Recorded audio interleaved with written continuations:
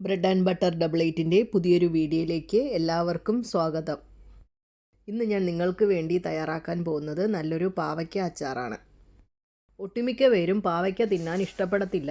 കാരണം അതിൻ്റെ കയ്പ്പ് തന്നെയാണ് മെയിൻ കാരണം. പ്രത്യേകിച്ച് കുട്ടികൾക്കായിരുന്നാലും മുതിർന്നവർക്കായിരുന്നാലും ഒരുപോലെ ഇഷ്ടപ്പെടുന്ന കയ്പ്പില്ലാത്ത ഈ പാവയ്ക്ക അച്ചാർ എങ്ങനെ തയ്യാറാക്കുമെന്ന് നമുക്ക് നോക്കാം. ഇതിനായി മീഡിയം സൈസിലുള്ള 2 പാവയ്ക്ക 1 ഇഞ്ച് നീളത്തിൽ ചെറുതായി അരിഞ്ഞെടുത്തിട്ടുണ്ട്. 1 ഇഞ്ച് നീളം എന്നൊക്കെ പറയുന്നത് കണക്കാണ് കേട്ടോ. നിങ്ങൾ പാവയ്ക്ക നീളം കുറച്ച് ചെറിയ കനത്തിൽ നീളത്തിൽ അരിഞ്ഞെടുക്കുക.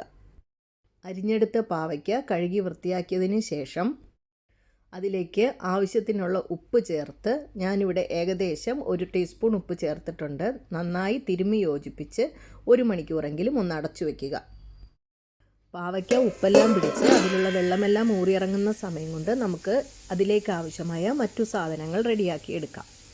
പാവയ്ക്കയോടൊപ്പം ചേർക്കാനായി ഞാനിവിടെ 2 വലിയ വെളുത്തുള്ളി എടുത്തിട്ടുണ്ട്. ഇതിനെ നമുക്കിനി വൃത്തിയാക്കി ചെറുതായി നീളത്തിൽ അരിഞ്ഞെടുക്കണം.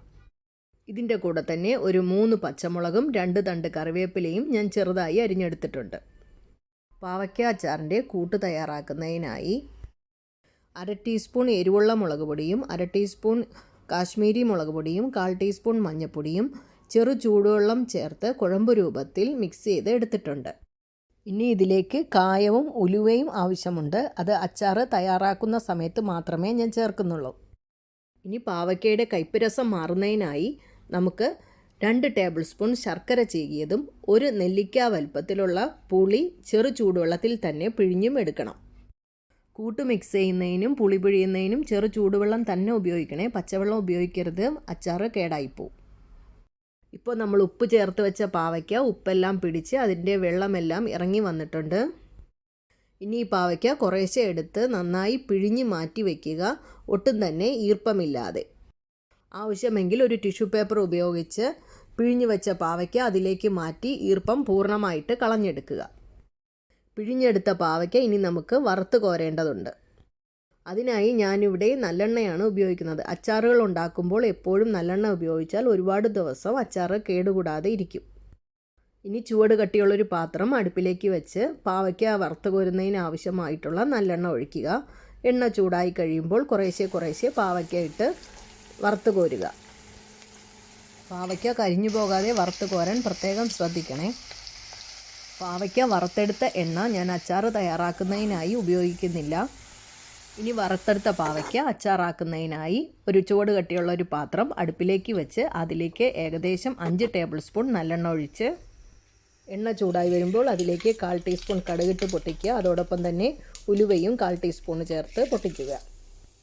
കടുകും ഉലുവയും നന്നായി പൊട്ടിയതിന് ശേഷം മാത്രം അരിഞ്ഞു വെച്ചിരിക്കുന്ന വെളുത്തുള്ളിയും പച്ചമുളകും കറിവേപ്പിലയും ചേർക്കുക.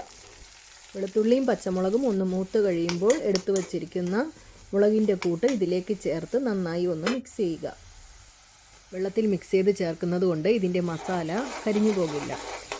ഈ മസാലയെല്ലാം മൂത്ത് എണ്ണ തെളിഞ്ഞു വന്നതിന് ശേഷം ഇതിലേക്ക് 1 നുള്ള് ഉലുവാപ്പൊടിയും 1/4 ടീസ്പൂൺ കായപ്പൊടിയും ചേർക്കുക. കടുപൊട്ടിക്കുന്ന സമയത്ത് ഉലുവ ചേർത്തത് കൊണ്ടാണ് ഉലുവാപ്പൊടിയുടെ അളവ് വളരെ കുറച്ച് മാത്രം ചേർത്തിരിക്കുന്നത്. ഇനി ഈ മസാലയെല്ലാം നന്നായി മൂത്തതിന് ശേഷം ഇതിലേക്ക് 6 ടേബിൾ സ്പൂൺ പുളിവെള്ളവും ചേർത്ത് മിക്സ് ചെയ്യുക. ഇത് ഒന്ന് തിളവന്നതിന് ശേഷം ഇതിലേക്ക് എടുത്തു വച്ചിരിക്കുന്ന ശർക്കരയും ആവശ്യത്തിന് ഉപ്പും ഒരു 4 ടേബിൾ സ്പൂൺ വിനാഗിരിയും ചേർത്ത് നന്നായി മിക്സ് ചെയ്യുക. ഇനി ഇവയെല്ലാം നന്നായി തിളച്ച് കുറുകിയതിന് ശേഷം വറുത്ത് കോരി വച്ചിരിക്കുന്ന പാവയ്ക്ക ഇതിലേക്ക് തട്ടി മിക്സ് ചെയ്യുക.